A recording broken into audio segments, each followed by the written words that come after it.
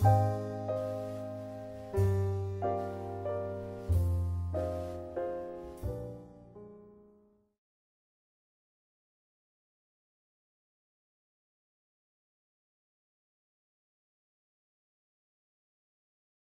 et teha püsiv ja täiuslik huulemeik, tuleks kanda kõigepealt huulele valgust peegeldavat pliiatsit, kas eraldi või siis segatuna meigi aluskreemiga. Seejärel tuleks kanda huulepliiatsit alustades keskosast, liikudes ääreosa poole. Siis tuleks panna huulepulka, kuid mitte liialdada sellega. Ja siis hammustada huultega seda algrätikut, et siis üleliigne ära pühkida.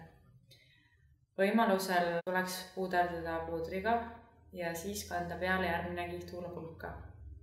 Soovi korral võib lisada huulelõiget.